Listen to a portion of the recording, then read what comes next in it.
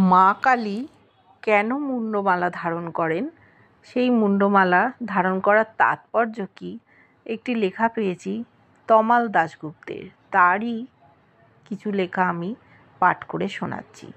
মা কালীর মূর্তিতে তিনি 50 মুন্ডশোভিত মালা ধারণ করেন প্রাচীনকাল থেকেই। কালীর গলায় নরক পালমালা আভরণরূপে শোভা পায়। এই মর্মে লিখিত নথি কালিদাসের কাব্যে আছে, আর পাথুরে মূর্তির প্রমাণ পাল যুগ থেকে পাই। এই মুন্ডমালা প্রথমত ও প্রধানত কৈবল্যের প্রতীক। সমস্ত জাগতিক মোহজাল ছিন্ন করে মাতৃকার খড়গ, যার ফল এই মুন্ডমালা। এছাড়া এই মুন্ডগুলি 50 বর্ণ। আদিতে নাদ ব্রহ্ম ছিল বলা হয়। এই শব্দ, এই অক্ষর থেকে একটি জাতি উৎপন্ন হয়েছিল, যার ভাষার অধিষ্ঠাত্রী কালী, এবং এই অক্ষরগুলো দিয়ে তন্ত্রের সভ্যতার সূচনা হয়েছিল। এই 50 মুন্ড 50 বর্ণের সমতুল্য। কালী 50 বর্ণময়ী। আর একটি তাৎপর্য হলো, এই মুন্ডগুলো তন্ত্রের খণ্ড সমাধির স্মৃতি বহন করে। হরপ্পা থেকে পাণ্ডু রাজার ঢিবিতে খণ্ড সমাধি প্রচলিত ছিল।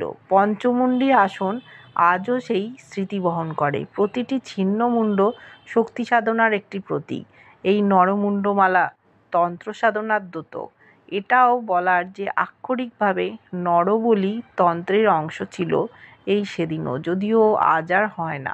কলকাতায় চিৎপুরে মায়ের মন্দিরে ইংরেজ আমল শুরু হওয়ার অনেক পরেও নরবলি ঘটেছে, নথিবদ্ধ প্রমাণ আছে। তাই মুন্ডমালা তন্ত্রের বলির প্রতীক। দেবী বলিপ্রিয়া। মাতৃধর্ম পৃথিবীর সর্বত্র বিলুপ্ত, আমাদের মধ্যে টিকে গেছে তার এক ক্ষুদ্র কারণও এটা। আমরা শাক্তরা বলি দিই। মুন্ডমালা যুদ্ধেরও প্রতীক। মা কালী এই আক্রান্ত মাতৃকা উপাসক জাতির যুদ্ধংদেহী মনোভাবের প্রতীক, তাই মুন্ডমালা ধারণ করেন। পাল যুগ থেকেই মুন্ডমালা শোভিত মূর্তি তন্ত্রের এক স্থায়ী বৈশিষ্ট্য, যা শাক্ত তন্ত্রাশ্রয়ী সভ্যতার প্রতিরোধের প্রতীক। মা কালী অসুরদলনী, মুন্ডমালা তার বিজয়ের প্রতীক।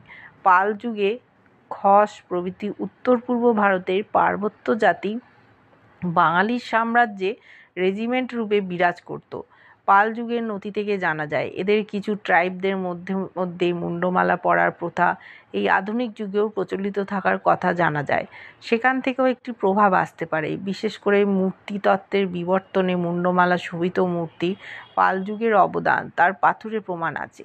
বাঙালির পূর্বসূরীরা আদিকাল থেকেই বিজয়া দশমীর দিন যুদ্ধযাত্রা করে কার্তিকী অমাবস্যা তিথিতে মুন্ডমালা দিয়ে মা কালীর পূজা করত। এটি প্রাচীন প্রথা হওয়ার সম্ভাবনা।